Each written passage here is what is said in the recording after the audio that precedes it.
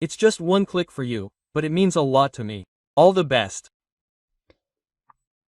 Hello, Vlad with you and a new author's story of my channel of amazing stories from life. It's probably a good thing that I went broke. Let's start from scratch together. Marina took a sip of wine from her glass and looked at Gleb with a smile. He looked absently at the falling snow. The wine in his glass was untouched. Or are you upset that your future wife was left without a business? Gleb, can you hear me? Oh, Marish, of course I can hear you. Upset, as if a man woke up from a long divorce. Upset that you lost your brainchild? How many years did you give this agency? How long did you build it? Well, let's treat this not as a loss, but as a new opportunity. I know the market, so we'll come up with something together. You also have experience, right? Can we handle it? Yes, of course, we can handle it. And when are you signing the documents about transferring the agency to Zimin? Everything needs to be prepared on Tuesday. I asked for more time, but they won't give it. I don't want to quarrel with them, I'm afraid. Don't be afraid, we'll definitely cope. Gleb hugged Marina, and she melted in his arms. What a wonderful man he is. Not a man, but a gift from fate. It was her friends who said that he was a gigolo swindler. Silly girls. They were just jealous of her. She thought that he would say exactly that when she was planning this prank. They met at the gym completely by chance. They were walking on the treadmills next to each other. Gleb started talking like a pearl. Marina had never made such acquaintances, and he turned out to be so charming, young and handsome that she couldn't resist. She had long since sworn off wasting time on her personal life, and was only engaged in her own business.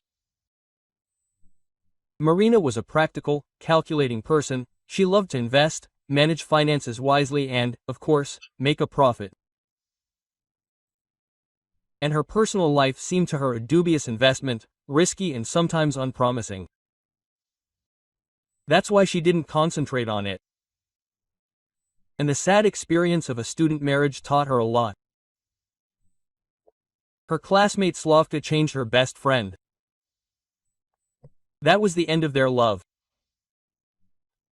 After that, Marina convinced herself that all men are, and had no more personal dealings with them. Everything is strictly business. In difficult financial times, she took the last risk, opened her own advertising agency. The idea took off, and the agency almost immediately became successful. Marina was not afraid to take risks, was not afraid to implement some new ideas in advertising, as well as was not afraid to lose. Her agency irritated many competitors, as if they were angry. Why didn't they come up with what she came up with first? And Marina just smiled and moved on. The young handsome man abruptly changed her life. He was 10 years younger, but next to him Marina felt like a defenseless, stupid girl, and not an immature, accomplished woman. Gleb came from a neighboring city, where he finished his long-standing business. He said that he had several canteens and was actively involved in catering. The business was flourishing, people came, had breakfast, lunch, and specifically in his establishments. And then a large network of capital canteens appeared in the city, and Gleb's business could not withstand the competition. He had to urgently close down in order to somehow save what he had saved. But it didn't turn out the way he expected. And after Gleb gave away all the salaries and loans, he was left with almost nothing. Only a car and a 2-room apartment. I realized that I didn't want to live there anymore. You see, I tried everything there, learned everything, burned out and didn't want to open my own business there. Gleb slowly drank coffee and looked out the window at the rain. It was their second meeting after that meeting in the gym. He really opened up and began to talk about his failures without embarrassment. I was very successful. The whole city knew me. Queues formed in my canteen, when at that time competitors were empty, because no one was cooking the way my cooks were cooking. But they strangled me. Very serious people just came and that was it. I heard that it happens, but I didn't think it would happen to me. It's terrible when something you created from scratch, something you put your soul into, is destroyed like that. Yes, you understand me well. You also have your own business. It's like a part of you. Yes, by the way, I also started alone and put all of myself into my business. And now I have a team of 40 people. By the way, how do you know about my business? Well, when I moved here, I made inquiries about things in the city. What projects, what kind of people, who is responsible for what market? After a short pause, Gleb answered. I also want to open something. And when I was thinking about developing a new project, I saw information about your advertising agency. So I will order advertising from you when I prepare the opening. Okay, we will promote you to the fullest extent. By the way, I have a very interesting idea for catering. Oh, great. By the way, you have cappuccino foam on your lip. Let me clean it up. He took a napkin and very gently dabbed her face. Holding his hand on her face for a while, he looked into her eyes and smiled. She smiled back and looked away. Thank you, very sweet. By the way, your eyes are unusual, beautiful. Thank you, Marina beamed and became a little embarrassed. Yes, ordinary eyes, the same green as my mother's. Yes, I want to drown in them. Oh, Gleb, wow, what words you know. It's been a long time since anyone told me that. Probably never. Beautiful women always need to be told this. Usually, maybe not. But special ones like you, it is a must. And am I special? Why is that? Yes, you are special and beautiful. Oh, excuse me, but I have to go. I wanted to meet on business. It is very difficult to start from scratch, so there are many pointless and empty meetings. He left the money on the table and got ready. I hope our meeting is not the last. Marina looked at him as if spellbound. She would have drunk coffee with him and listened to his compliments, but she understood that Gleb was a busy man. Of course, I'll sort this out a bit and then see you. Well, for now, I'm in a hurry. He kissed her hand and hurried out of the cafe. Gleb. After some time, he unexpectedly sent her a huge bouquet of peonies, then invited her to a restaurant, then to the park just to eat ice cream, and then rented a luxurious hotel room. He always courted her gallantly and did not allow Marina to pay for anything. Well, I know, you are opening a new business. It is not easy for you, and these are such expenses. I can pay myself. She always took out her wallet and wanted to be the first to apply the card to the terminal. What's wrong with you? No, I will never let a woman pay. No matter how hard it is for me, I will remain a man. Yes, you are my man, Marina laughed happily. She understood that she had hit the jackpot with Gleb. Handsome, young, gallant, wealthy, a real gentleman. And 4 months later, during another meeting in a cafe, Marina suggested that Gleb move in with her and try to live together. Come on, Marish? A man should not live on a woman's territory. She should move in with him. Oh, what kind of stupid prejudices are these? I have a big apartment, and you rent it. Why should you pay for it? It's better to put everything into business. It's stupid to live in a rented apartment when your woman has an apartment in the city center. Well, yes, I agree, but it's somehow inconvenient, Gleb answered discontentedly and embarrassedly. Gleb got used to her place pretty quickly, moved his 2 suitcases with things and neatly laid everything out on the shelves that she allocated for them. Marina continued to buy groceries, pay for utilities, the mortgage, and Gleb was busy with some calls, traveling, constantly working on his laptop. A couple of times she asked him to cook dinner. "You were managing the catering. That's your element. And I'm waiting for my chef to cook me a gorgeous pasta with salmon. By the way, I bought the fish." "Marish, I'm not a chef, I'm a manager. I don't understand cooking at all, right? How can that be?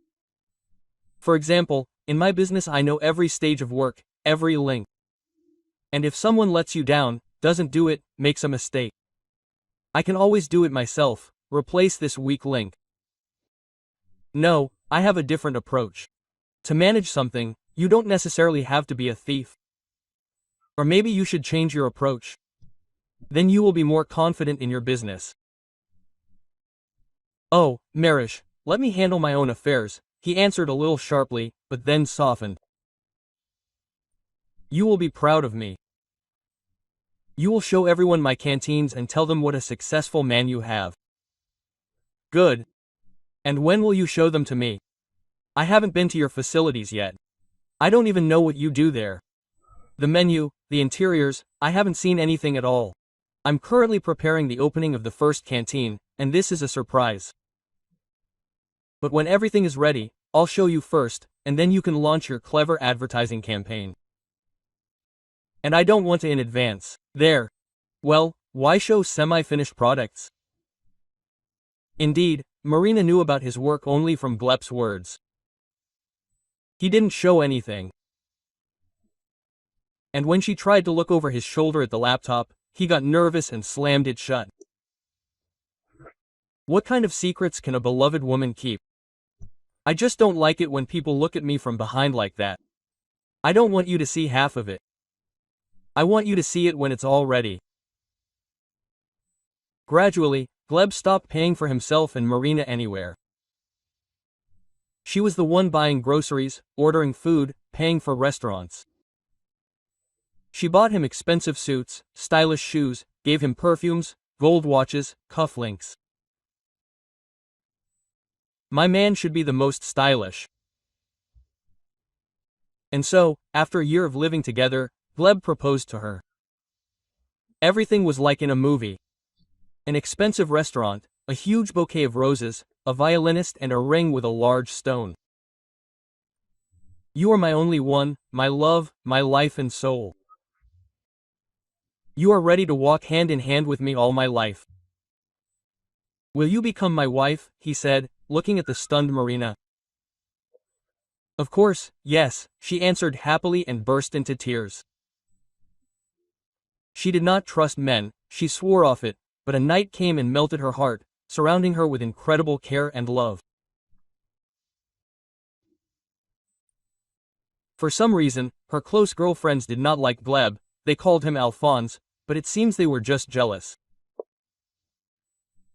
Each of them would have agreed to have an affair with such a handsome man. Marina understood this and indulgently listened to their criticism and unsolicited advice. That day, Gleb came home late, cursed, threw his briefcase and fell on the bed in his boots.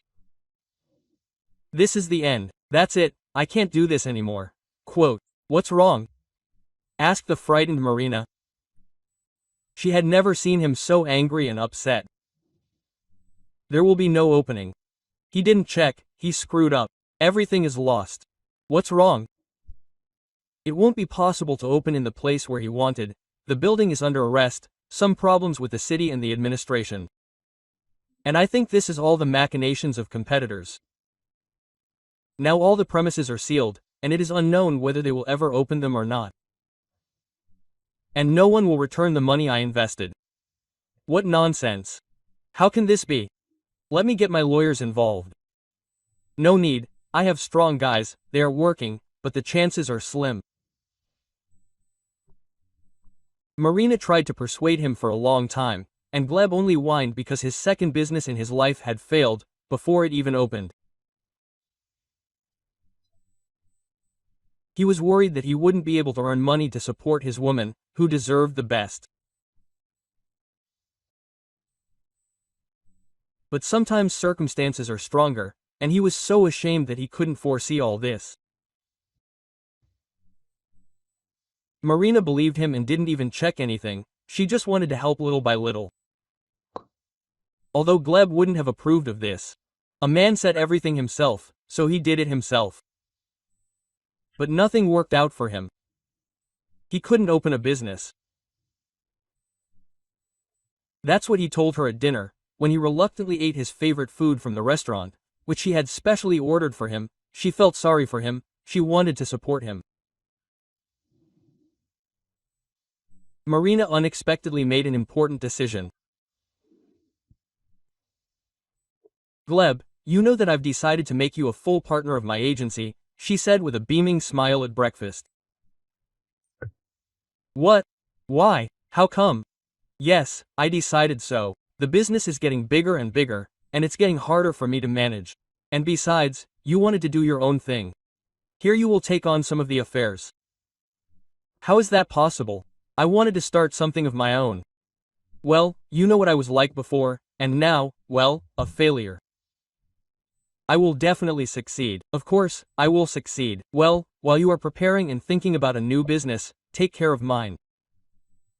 I have been telling you for a long time that I need a good manager, and I don't want you to work for a salary. I want you to become a partner. Moreover, we will soon get married, so the business will officially become our family business. A husband and wife should do everything together. So I want us to do everything together. I love you very much and I really want you to be happy.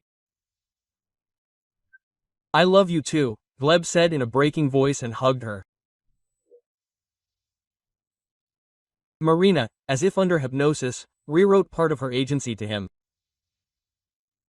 He settled in quite quickly and began to manage together with her. They gave him a separate office, furnished it with modern furniture. And here he spent a lot of time at the computer, drank coffee from an expensive coffee machine, developed business strategies. Marina enthusiastically accepted any of his suggestions and even tried to implement some of them. They were preparing for the wedding. Dresses, tuxedo, orchestra, bridal bouquet. There was a lot to do, and the future newlyweds did them with joy. Marina was happy. Yes, she had been strong and independent all her life, but somewhere very quietly to herself she dreamed of getting married. Svetka, I didn't even imagine that this could happen, she said to her friend, whom she hadn't seen for over a year. But this is love, you understand? Love. We simply dissolve in each other. He is everything to me, and I am everything to him. Yes, Marish, you are simply glowing, said Sveta, looking anxiously at her friend. But it seems to me that you got carried away when you gave him part of the company. What kind of royal gifts are these? This is your brainchild. This is all you have. I have bread, and that is the most important thing. I don't recognize you at all. You were so pragmatic, tough, and now what? What did Tyglep do with you? Nothing, he just loves me, and I'm not alone. Oh, my friend Alfonso. And he loves your money too. Don't say that. I don't want to listen to such things. It seems that I'm not the only one talking about this. But I've known you since school and I have the right to call a spade a spade. Alphonse, you are a fool in love, do you hear me? No, well, sit down and think about what he did for you. How much money did he invest in you? Why are you so hung up on this money? Well, think about it calmly. You can always get married. Hey, I think this is your last chance. Are you planning on dying tomorrow? I don't think so. Your whole life is still ahead of you. And your Gleb? What do you even know about him? Where exactly did he run his business? Well, he told me that it was there, in his city, Marina answered sheepishly.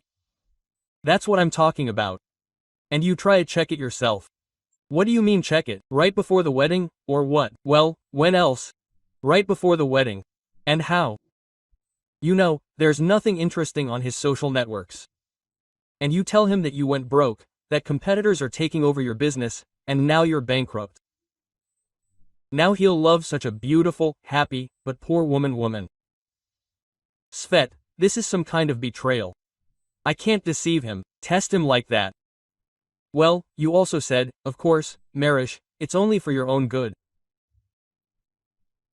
Now if this is a really good person, I'll be happy to go to your wedding and give you a cool gift.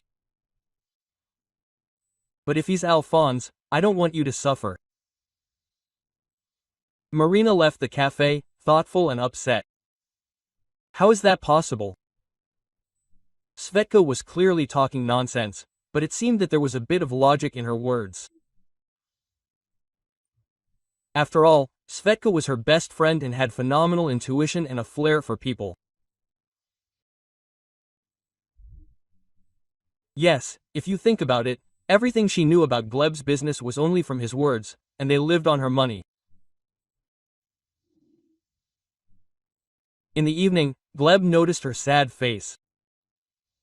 What's wrong with you? Did something happen? Do you remember our main competitor? Zemina. A very nasty, arrogant guy. Well, yes, I remember. You said that he had a lot of connections. Yes, that's right. In general, I didn't want to say, but they got to me a long time ago. They drove me, threatened me, blackmailed me. It's too close to him in the same market. So I have to leave, give away the company for next to nothing and leave, but at least alive.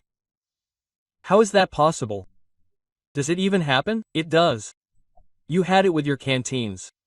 Oh, yeah, but this is different. Is this even legal? There's a very complicated scheme there. I don't fully understand it myself. So far, all the assets are mine, but I have to sign, and he will pay me purely symbolically for it and will not ruin my life.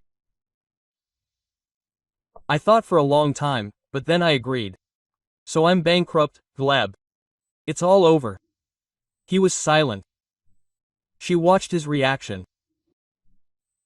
Gleb didn't say anything, but simply looked out the window, angry, upset, with a gray face. You have nothing to say to me? Everything will be fine. We will improve. Don't worry. We are together. I need to call. When he returned, Marina opened the wine and said sadly about that it was probably a good thing that she went bankrupt. Now they could build a family business together and do something completely new. Gleb only nodded.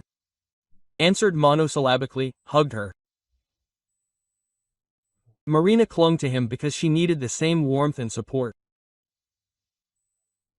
But Gleb only answered that they would cope, and he needed to think about what and how to do. And in the morning he unexpectedly suggested taking a day off. I know that you are very upset. It is so hard. I want you to rest. Moreover, look how beautiful the winter is. Beautiful. What do you suggest? Let's go out of town. I rented a great house there. When I had time, at night, while you were sleeping. I thought and decided that this could help. They were getting ready in a hurry. Gleb fussily stuffed his clothes into his bag. And what is the laptop for? Are you going to work? Well, maybe inspiration will come from my project. I'll just finish it. Done. Done. We are leaving so quickly, as if we were running away from someone. It's just that the daylight hours are short. I want us to arrive earlier so that we could walk around more. There's a bathhouse, a sauna, a cedar barrel. You'll like it. Yes, it's freezing cold now. The bathhouse would be just right. That's right. We'll warm up. The country cottage turned out to be incredibly cozy. Only it stood far from other houses. There was not a soul for several kilometers around. They walked a lot, cooked delicious food, steamed in the bathhouse, and in the evening they settled down by the fireplace. Tired? A little. Drink some wine, it will make you feel better. I'm already drunk from the air, from the steam room. It was a great idea for you to come here. Drink, drink. The wine is very good. Gleb persistently held out his glass. I picked it out especially for you. Let's drink it all the way, you need to calm down. Wow, you're so special. Marina tossed back the glass in one gulp. Oh, what an interesting, strange taste. I can't even figure out what it is. At expensive wines rarely have perfect taste, smiled Gleb. Do you want some cheese? No, Marina said with difficulty. Suddenly her eyelids began to stick together, and a terrible fatigue appeared in her body. I'll go lie down, probably after the bath. And in 1 second she fell asleep. Sticky, heavy and very deep. The sleep was like a swamp. She had never experienced anything like this. In her dreams she always felt light, but now her body felt as if it were constrained. And as if a quagmire was pulling her in. Marina sank deeper and deeper, and the quagmire pressed on her chest, squeezed her neck, and it was hard to breathe. It seemed that there was no air left. What was this? Yes, she really didn't have enough air. She couldn't breathe, because Marina opened her eyes with difficulty. Gleb squeezed his fingers on her neck and strangled her, fast asleep after the pills he had mixed into her wine. He must have messed up the dosage out of fear and excitement. So when he started to strangle her, Marina woke up and began to resist. He was scared when she grabbed his hands, but he did not back down. He continued what he had started until Marina stopped struggling and went limp. Quote. Well, that's good, he praised himself. Gleb picked her up and carried her outside. He wanted to drag her into the forest to replace the body, but at that moment the phone rang. He abruptly threw her into the snow and quickly answered the call. Marina was now thinking only about how not to scream from the pain and the burning cold that pierced her body. When Gleb began to strangle her, she pretended to be dead, and it seemed that this saved her. Fortunately for her, he did not check her pulse, listen to her breathing, but only quickly wanted to carry her out and hide her. Obviously, he did something like this for the first time, so he was very nervous. And what Gleb hissed into the phone. Why are you calling me now? I did everything. I will sign the documents when I return to the city. Everything. He dragged Marina into the forest, threw branches at her and went into the house. She lay without moving. Pajamas and warm socks could not warm her in such frost. She understood that soon she would begin to lose consciousness from the cold, but still held on with all her might, waited. Soon she heard Gleb start her car, slam on the brakes and drive away. When everything became quiet, she slowly got out of the undergrowth and wandered towards the light of the street lamps. Marina could no longer feel her legs, her fingers were twisted, but she walked with all her might, fought, as always in life. Marina knew that if she suddenly passed out now, she would freeze forever. She walked through the forest for an eternity, until finally she came out onto the road. The last thing she remembered before losing consciousness was the light of car headlights and a man's cry. Hey, who are you? What if I had run you over? Quote. It was a hot July day. Sveta and Marina were drinking coffee on the terrace of one of the trendy restaurants. Oh, Svetka, if you only knew how much I love the heat now. I hate the cold. After that night, I can't stand it at all. I'm glad you called me. Igor surrounded you with such love that we couldn't really talk in the hospital. Always there, always holding your hand. Yes, that's how he is. And what about that bastard? They put him and Gleb in jail, yes, for 10 years. When I arranged this check and told him about the bankruptcy, he was afraid that he would now be left without money. He was completely in debt and wanted to take part of my capital after the marriage to pay off the creditors. And when this news shocked him, he decided that if I gave the business to competitors now, he would get nothing at all. So he hastily concocted my disappearance and wanted to quickly withdraw everything from the accounts while they were looking for me. Later, at the police station, by the way, they said he's a marriage swindler. He travels around the cities, swindles successful, lonely and gullible people. When I was lying in the snow, his handler called him. He's also in on it and makes money from each deal. Well, now let him sit and think. I don't understand how I got myself into this mess. And I told you he's a gigolo. Yes, a real criminal. And he wanted to kill me. If I hadn't pretended then, I would have died for real.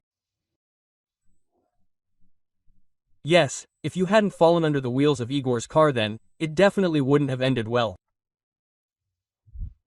I agree, Marina smiled, out of the blue, literally. You know, he's so good, caring, generous, Sveta smiled. Very much. Don't worry, I don't support him like Gleb. Rather, he supports me. He pays for all my treatment. He paid for side. Oh, after that horror, I still have to recover and recover. At that moment her phone rang. Oh, Igoric, yes, darling. On Friday and all next week. What are we going to do? To Turkey? Yes, it's very warm there. Well, of course we'll go. Yes, we agreed. They ended the conversation, and Marina put the phone on the table. He said that there would be a cold cyclone next week. And he knows how afraid I am of the cold in July. So he decided to buy tickets to the sea. We'll have a rest there in Dizar. Great. Why not? In general, Svet, we're even thinking about moving to a warmer climate, maybe somewhere on the coast. I won't be able to survive next winter here. I'm not ready for the cold. So what, will you quit your business and start from scratch there? It's scary, of course, but I'll leave the manager here. In general, the antenatal clinic approved such a move for me and the baby, and she stroked her barely rounded tummy. If you like the story, please support me with the thumbs up button. It's just one action for you, but it means a lot to me. Thank you.